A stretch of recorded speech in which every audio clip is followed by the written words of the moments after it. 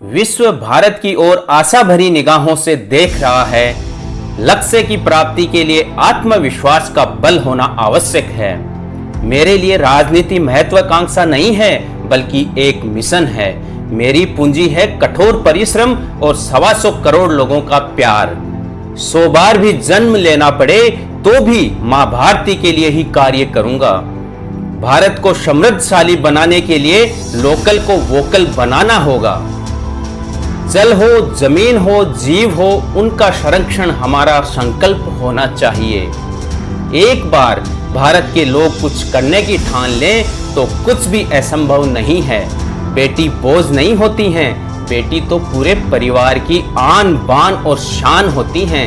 एक समाज, एक सपना, एक संकल्प, एक मंजिल, इस दिशा में हम आगे बढ़ें।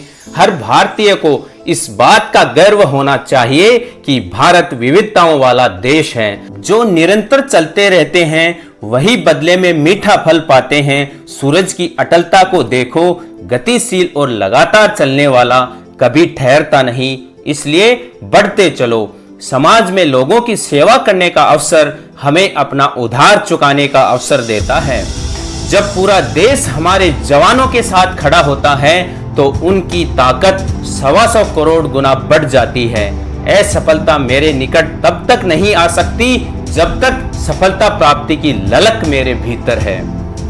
तब और अब में जमीन आसमान का अंतर है, क्योंकि जब नीति स्पष्ट हो, नियत साफ हो और इरादा नेक हो तो उसी व्यवस्था के साथ आप इच्छित परिणाम ले सकते हैं।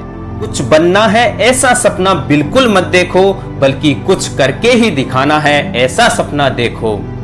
लोकतंत्र में जनमत हमेशा निर्णायक होता है और हमें विनम्रता के साथ इसे स्वीकार करना होगा।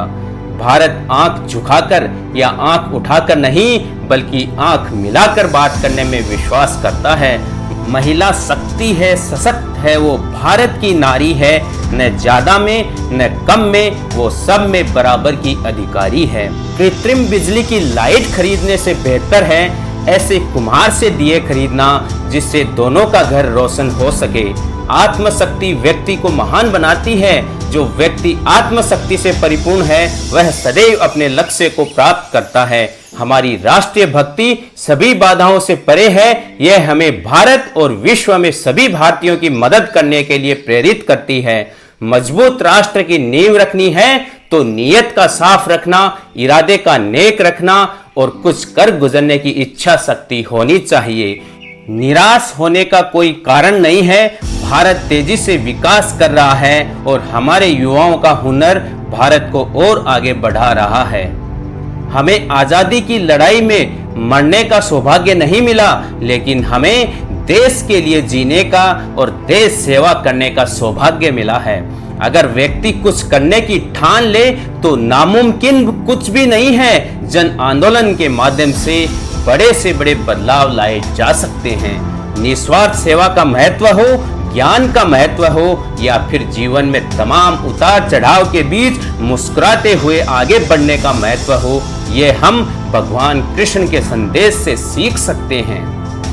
आत्मविश्वास खुद को चुनौती देने और कड़ी मेहनत करने से ही आता है। हमें हमेशा अपने आप को बेहतर बनाने के बारे में सोचना चाहिए। जब आप खुद को पराजित करते हैं तो और आगे बढ़ने का उत्साह अपने आप पैदा होता है। अगर आप तनाव में हैं तो सारे दरवाजे बंद हो जाते हैं। बाहर का अंदर नहीं जाता, अंदर का बाहर नहीं आता है। विचार प्रक्रिया में ठहराव आ जाता है, वो अपने आप में एक बोझ बन जाता है। आप खुद के साथ स्पर्धा कीजिए कि मैं जहां कल था उससे 2 कदम आगे बढ़ा क्या। अगर आपको ऐसा लगता है तो यही आपकी विजय है।